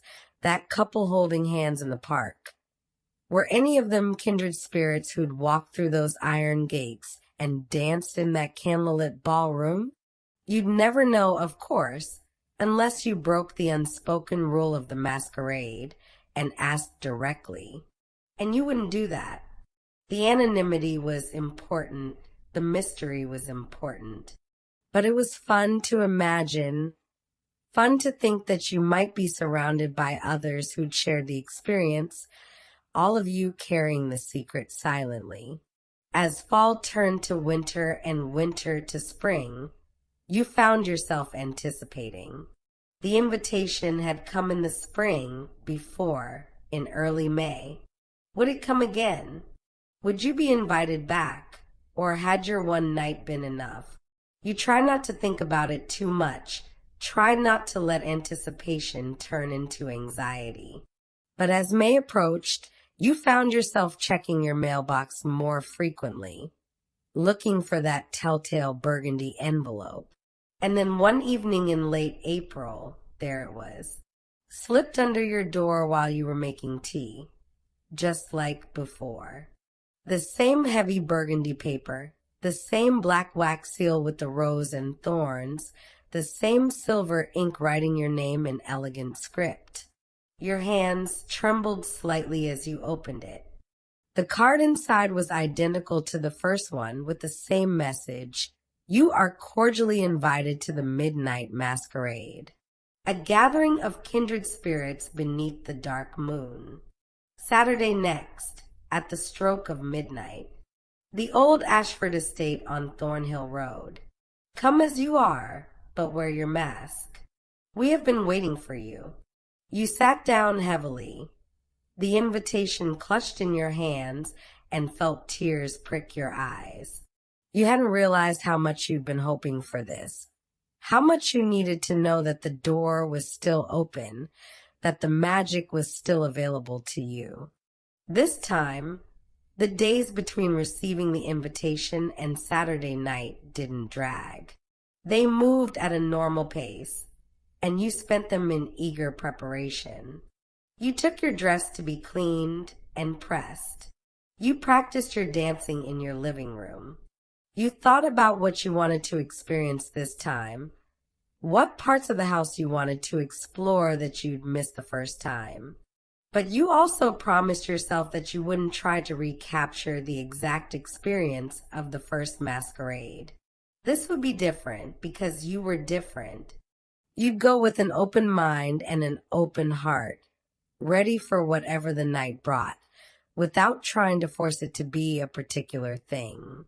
Saturday arrived, and you went through your evening preparations with a sense of ritual, of rightness. The bath, the careful application of makeup, the sliding of the velvet dress over your skin, the settling of the mask on your face. Looking in the mirror, you saw that mysterious woman again, but this time she was familiar. She was you, or part of you, the part that embraced mystery and magic and possibility. The walk to Thornhill Road was easier this time, though no less magical. You knew where you were going, knew what to expect, but that didn't diminish the wonder of it. The iron gate stood open just as before. The lanterns hung in the trees, just as before. The house rose at the end of the driveway like something from a dream, just as before. But you were not as before. You were someone who'd been here before, someone who carried the memory of the first night with you. You were a returning guest rather than a first-timer, and that changed how you moved through the space, how you experienced it. The ballroom was just as beautiful, the music just as haunting, the guests just as mysterious. But this time, you didn't feel overwhelmed. You felt comfortable, as though you belonged here. You accepted a glass of champagne and sipped it slowly, watching the dancers, taking your time. A woman in deep blue approached you, her mask gold and decorated with sapphires. "Welcome back," she said, and you realize she must have seen you the year before, must have recognized something about you even behind the mask. "Thank you," you said. "It's good to be back." "Your first masquerade changed you," the woman observed. "I can see it. You move differently, hold yourself differently. You've integrated what you learned." "I tried to," you said. "I didn't want it to be just one magical night that I looked back on wistfully. I wanted it to actually change how I lived." The woman smiled. "That's the right approach. That's what the masquerade is truly for, not escapism, but transformation. Not running away from real life, but learning how to live real life more fully." She gestured around the ballroom. "Explore, experience, but remember what you learned last time. The magic is real, but so is the world outside these walls. The challenge is to live in both, to be both the person who can walk through these doors and the person who can walk back out of them." And that was what you did. You spent the night wandering through the house and gardens, dancing with strangers, engaging in deep conversations, losing yourself in the beauty and mystery of it all.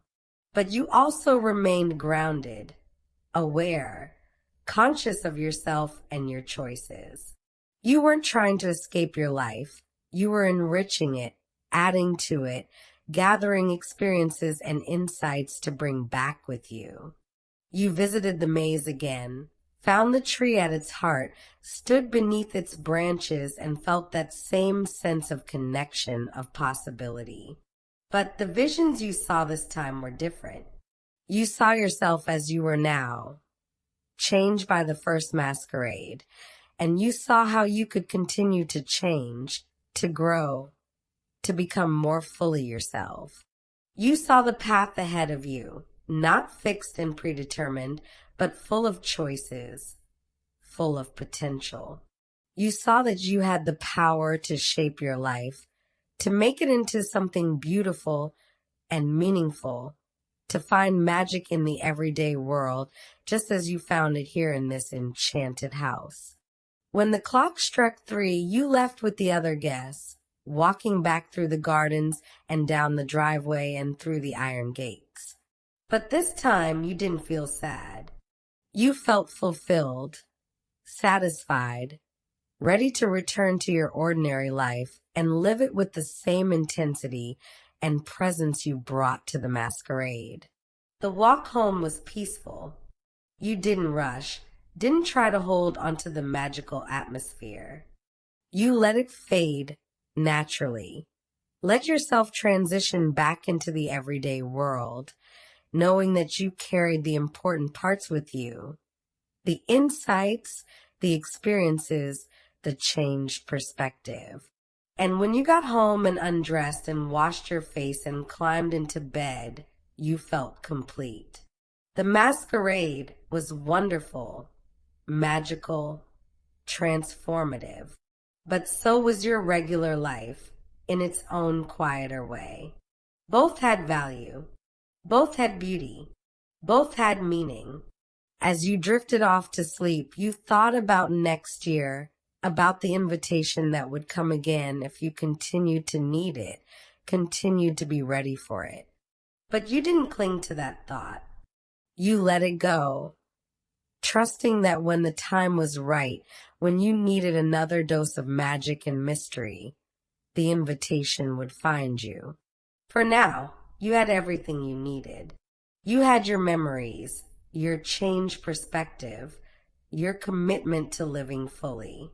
You had a year of ordinary days ahead of you, and you intended to find the magic in every single one of them. The masquerade had taught you that transformation was possible, that wonder existed in the world, that you had the power to choose who you wanted to be. Those lessons would stay with you, would guide you through whatever came next. And when you woke the next day, You didn't mourn the end of the masquerade. You celebrated having experienced it, and you looked forward to experiencing everything else life had to offer. The mundane and the magical, the ordinary and the extraordinary, all of it precious, all of it worth paying attention to, all of it part of the grand adventure of being alive. The years that followed, years passed, and the midnight masquerade became a regular part of your life's rhythm. Each spring, the invitation would arrive, and each spring, you would prepare yourself to return to the Ashford estate. Some years, the masquerade was much as it had been the first time. Familiar, comfortable, like returning to a place you knew well. Other years, it surprised you with new rooms you hadn't found before, new guests with new stories, new experiences that challenged and changed you. But the masquerade was never the totality of your life. It was a highlight, certainly, a night you looked forward to and treasured. But it was one night out of 365, and you made sure that the other 364 days mattered too. You continued to grow in your work, taking on more responsibility, finding ways to make your job meaningful rather than just a way to pay bills. You built deeper friendships, investing time and energy in the people who mattered to you.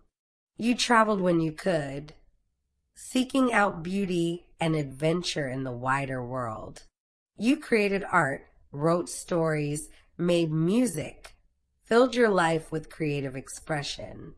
You dated, and sometimes those dates turned into relationships that lasted months or even years. None of them ended in marriage. That just wasn't the path your life took. But all of them taught you something, gave you something, added to who you were becoming. You learned about intimacy and vulnerability, about compromise and communication, about what you needed from a partner and what you had to give. You became known among your friends and family as someone who was fully present, fully alive. They noticed how you listened deeply when they spoke, how you engaged with the world around you, how you found joy and wonder in simple things. Some of them asked what had changed you, and you'd smile and say something vague about learning to pay attention, about deciding to make the most of the life you had. You never told them about the masquerade. That was your secret, your private magic. But you sometimes wondered if others in your life had their own secrets, their own sources of magic and transformation. That friend who'd become suddenly more confident after a solo trip abroad. That colleague who'd changed careers at 40 and seemed more fulfilled than ever. That family member who'd started meditating and radiated a new kind of peace. Maybe they'd found their own versions of the masquerade, their own doorways into deeper understanding of themselves and the world.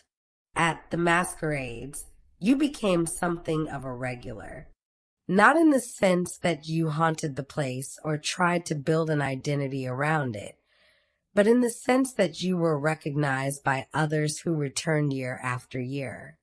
You'd see the same masks sometimes, the Catwoman in green, the Plague Doctor in blue, the comedy and tragedy masks, others whose identities remained hidden, but whose presence became familiar.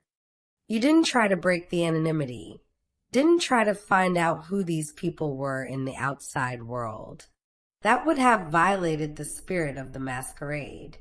But there was a companionship in the repeated encounters, a sense of being part of a community of seekers, all of you looking for something that the ordinary world didn't quite provide. Sometimes at the masquerades, you'd find yourself playing the role that others had played for you during your first visit.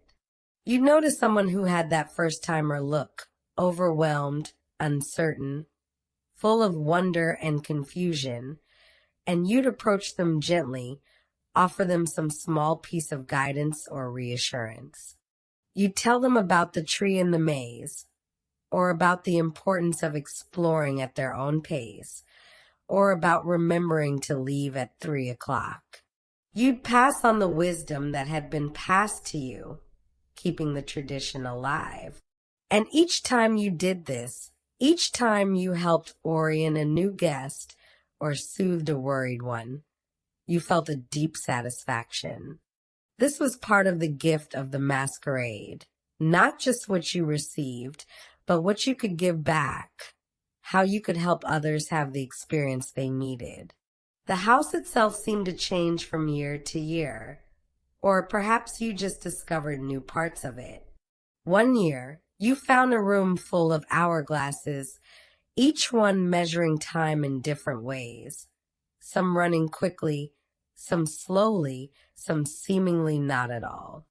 Another year, you discovered a gallery of photographs showing the estate in different eras, and you could see how it had evolved over decades, or perhaps centuries.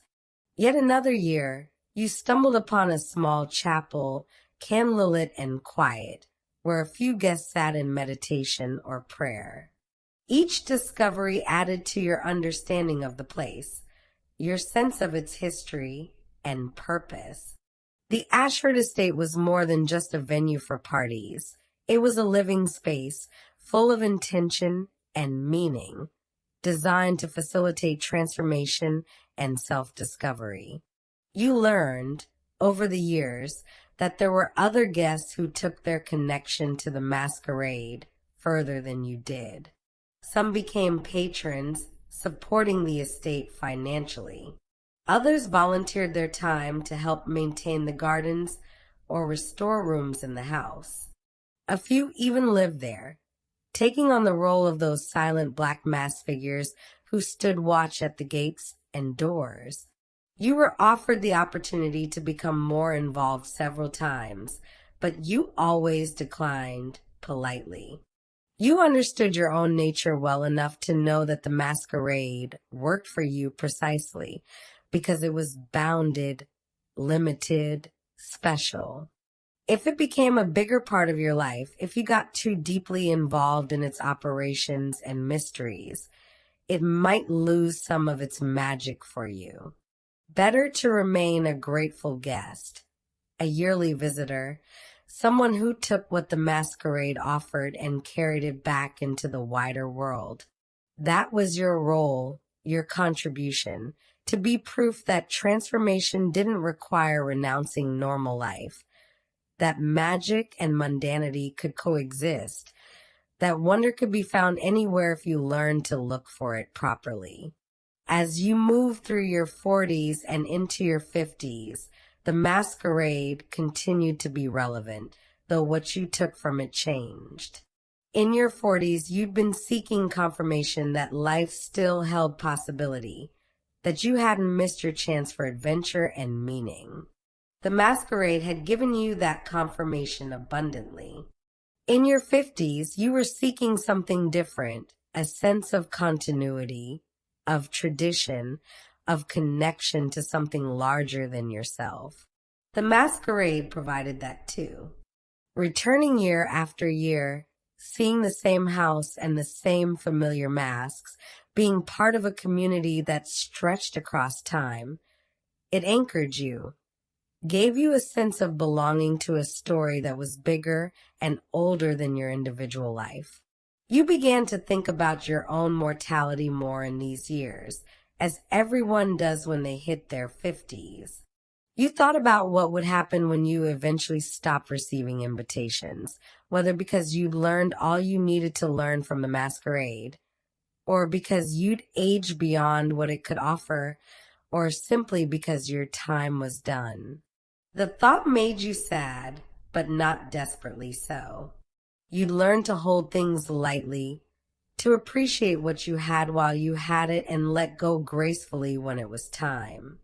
You thought about what you'd want your last masquerade to be like, if you knew it was your last. You decided you want to spend it much as you'd spend your first one, wandering through the house and gardens, dancing with strangers, having deep conversations, standing beneath the tree in the maze, and feeling that sense of connection to something vast and mysterious. You'd want to be fully present for every moment, fully grateful for the experience. But you hope that day was still far off. You hope for many more years of spring invitations, many more Saturday midnights crossing the threshold of the Ashford estate, many more dances and conversations and discoveries. Reflections in the present. Now, looking back across the years, it's been more than a decade since your first masquerade. You can see how much that initial invitation changed the trajectory of your life. Not in dramatic, obvious ways. You didn't quit your job to pursue some wild dream. You didn't move to a foreign country or radically reinvent yourself. But the changes were real nonetheless, deep and lasting. You became someone who said yes more often, who took chances, who remained open to possibility. You became someone who valued experience over security, who prioritized growth over comfort. You became someone who could find magic in ordinary moments, who didn't need constant novelty or excitement to feel alive. The masquerade taught you that transformation was possible at any age, that it was never too late to become more fully yourself. It taught you that mystery and wonder existed in the world, that not everything needed to be explained or understood to be valuable. It taught you that connection with others was possible even in anonymity, that sometimes you could be most honest when hiding behind a mask. Most importantly, perhaps it taught you to trust yourself. Trust your instincts about when to stay and when to leave. Trust your ability to handle the unknown.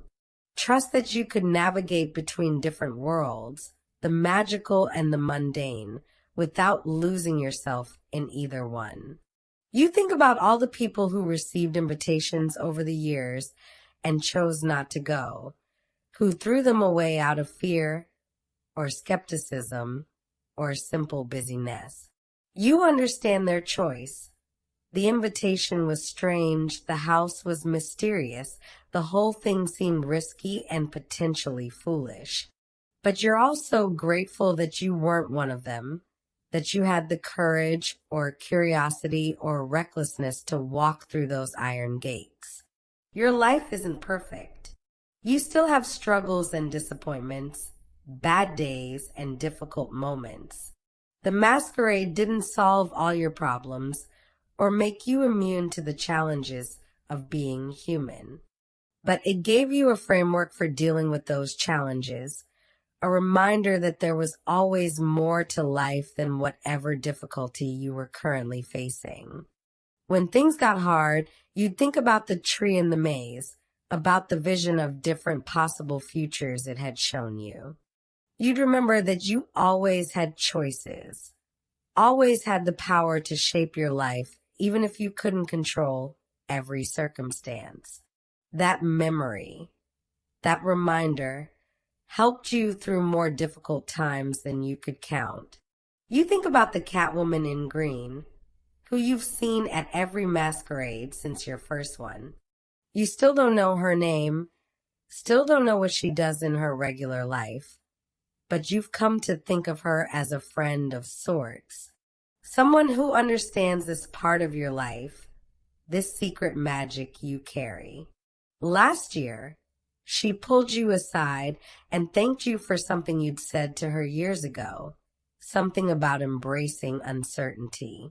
She said it had helped her through a difficult transition, and she wanted you to know that your words had mattered. That conversation stayed with you. It reminded you that we're all affecting each other in ways we often don't realize, that kindness and wisdom ripple outward in ways we can't predict. It reminded you to be intentional about the energy you put out into the world, because it matters, it all matters. You think about the plague doctor who showed you the maze on your first night. You haven't seen that mask in years, and you wonder what happened to the person behind it. Did they stop coming to the masquerades? Did they graduate from needing them, moving on to some new phase of life? Or are they still there and you just haven't crossed paths? The mystery is part of the beauty, part of what makes each encounter at the masquerade precious. Looking around your apartment now, you can see evidence of how the masquerade has shaped your life. The mask still sits on your dresser, though it's been joined by others you've acquired over the years, gifts from other guests, purchases from that little boutique where you bought your first dress. Your closet holds multiple masquerade outfits now, each one chosen for a different year, each one carrying memories of the night you wore it. Your walls display art you've collected over the years, much of it acquired or inspired by what you've seen at the masquerades. A painting of a rose maze, a photograph of lanterns hanging in trees, a sculpture of intertwined masks, each piece a reminder, a touchstone, a way of keeping the magic alive in your everyday space. Your bookshelves hold journals full of your thoughts and reflections from masquerade nights, stories you've written based on what you've experienced, poetry that poured out of you in the days and weeks after particularly transformative visits. You don't read these often. They're private, personal, sometimes raw in their honesty. But you like knowing they're there, that you've documented this journey, that there's a record of how you've changed and grown. You've become a writer in a small way, publishing stories and essays in literary magazines.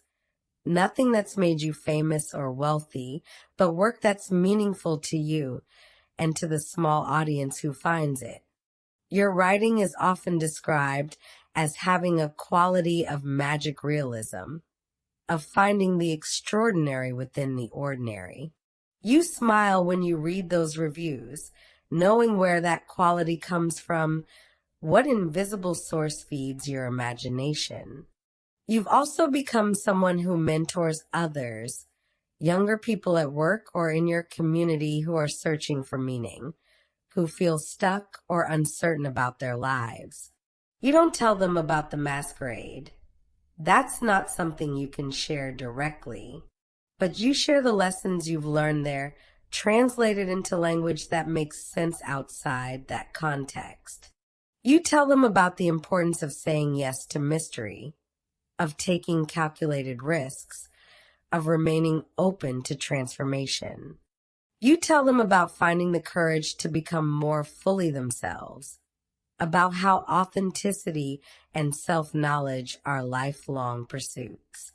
You tell them about the value of community, of finding your people, of creating spaces where vulnerability and growth are possible. And sometimes, very occasionally, you meet someone who seems ready for their own journey into the extraordinary. You don't give them an invitation. That's not yours to give. And besides, the invitations find people on their own, in their own time. But you plant seeds.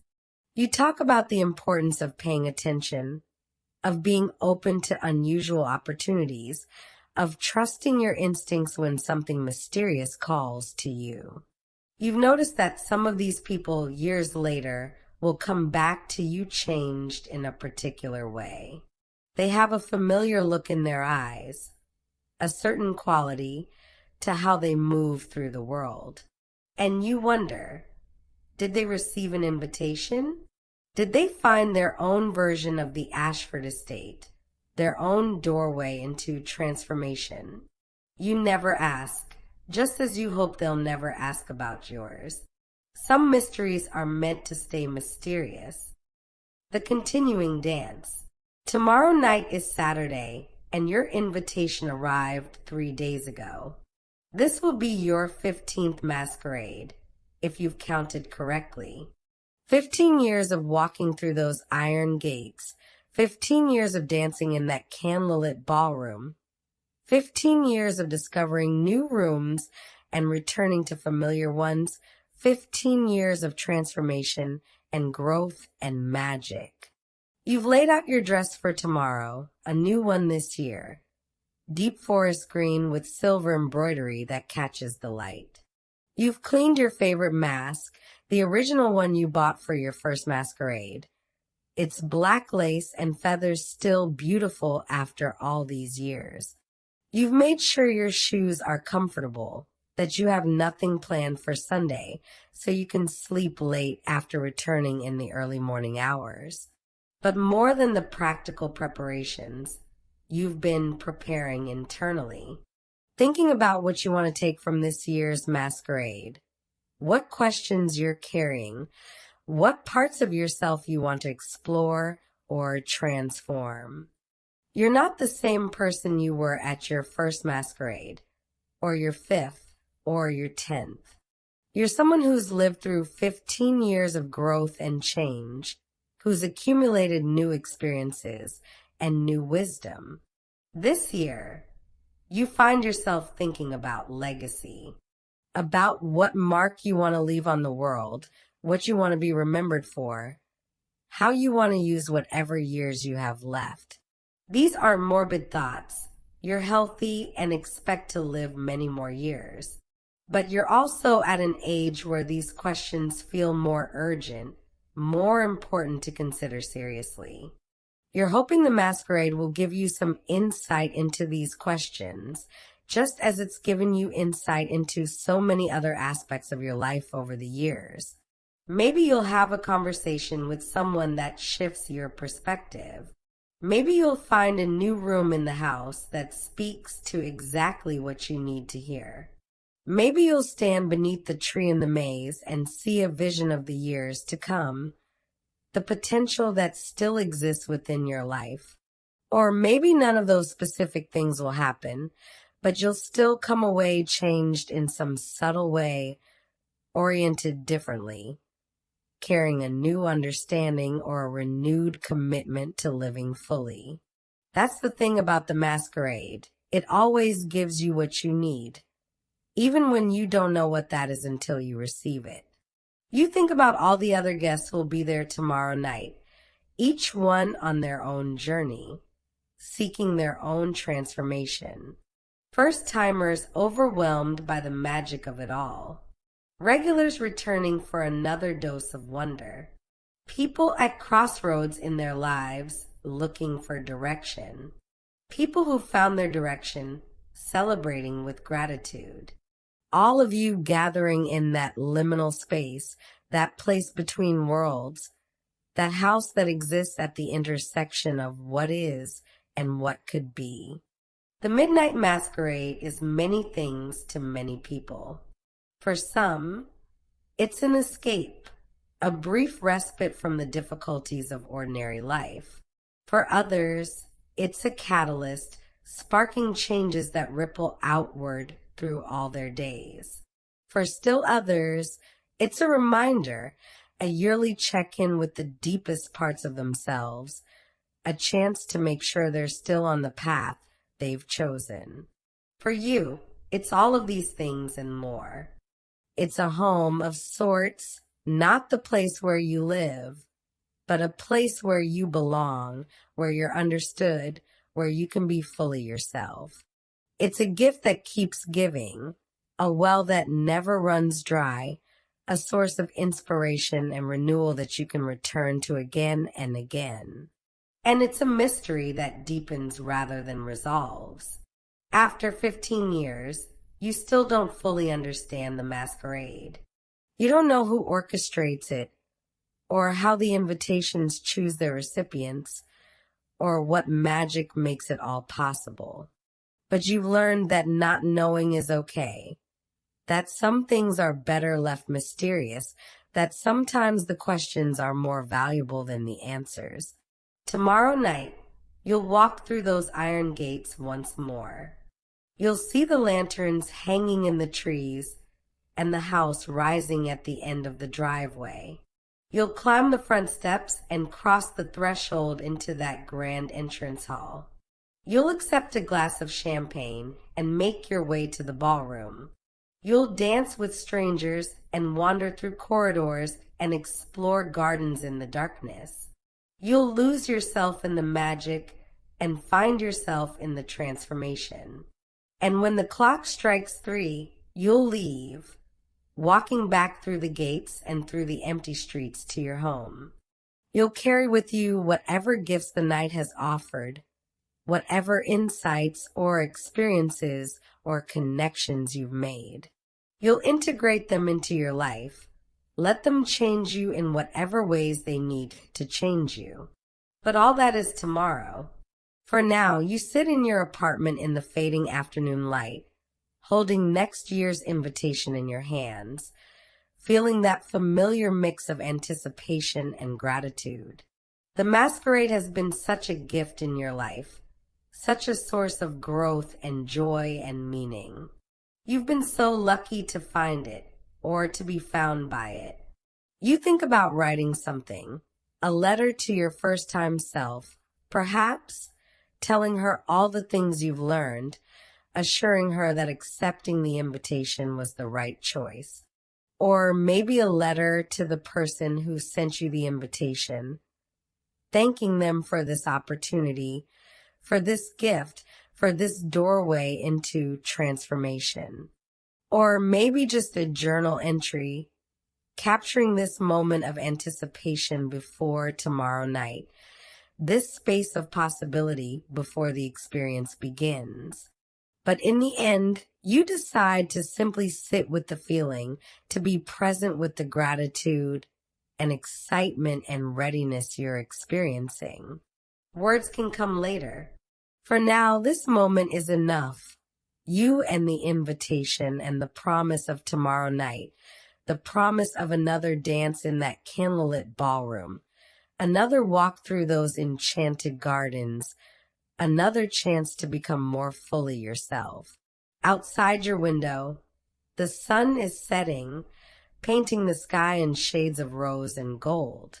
Soon it will be dark, and the stars will come out, and the moon will rise, dark tonight, in preparation for tomorrow night's dark moon, the perfect moon for a masquerade.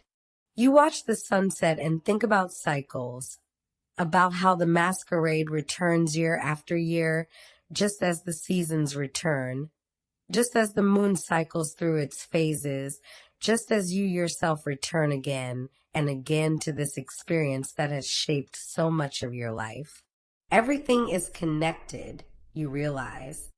The masquerade and your daily life, the magical and the mundane, who you are when masked and who you are when barefaced. They're not separate things, but aspects of a whole, different notes in the same song, different threads in the same tapestry. The masquerade has taught you this over the years, that integration is possible, that you don't have to choose between different parts of yourself, that you can be complex and multifaceted and still whole. As the last light fades from the sky, you stand and move through your apartment, turning on lights, preparing dinner, going about your evening routine. But underneath the ordinary actions, there's a current of anticipation, a sense that time is moving towards something significant.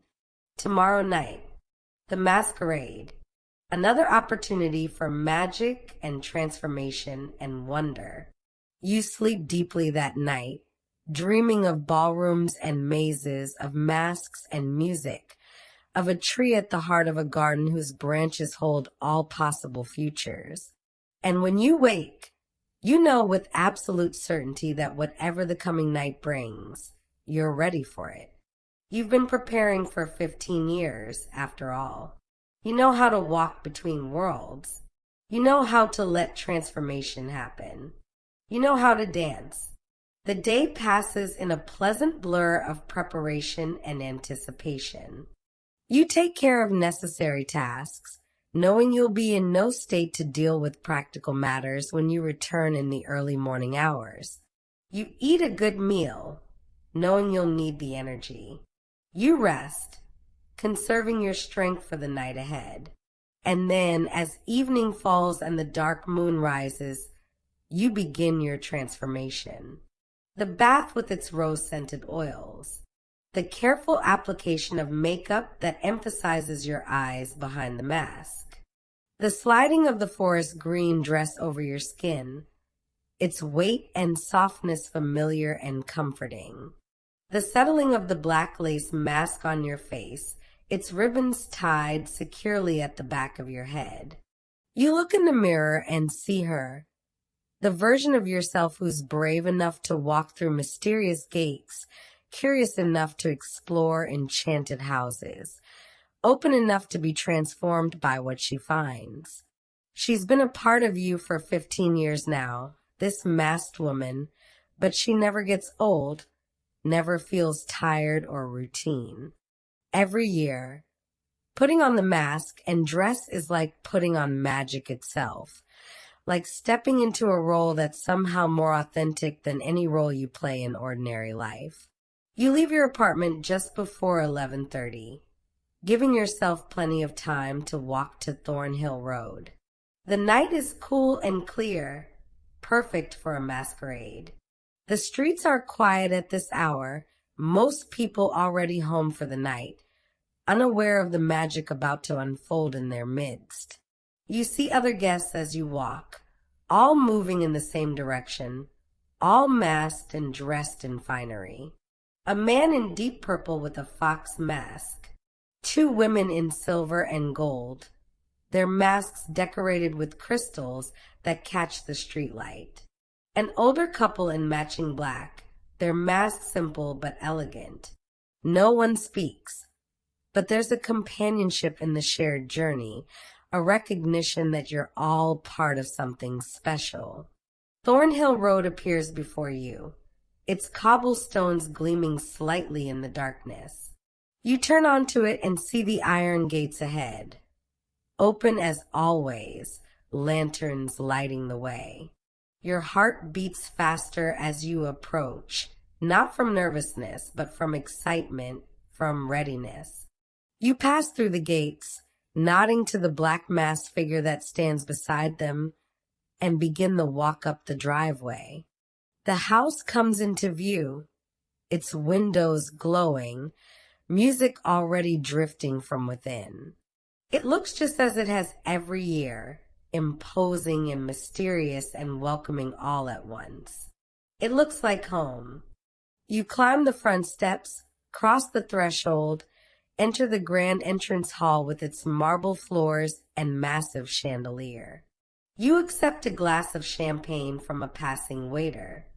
You take a moment to just stand and breathe, to let the atmosphere of the place settle over you, to remember why you come here, what this night means. Then you move forward toward the ballroom, toward the music and the dancing and the masked strangers who are, in their own way, kindred spirits.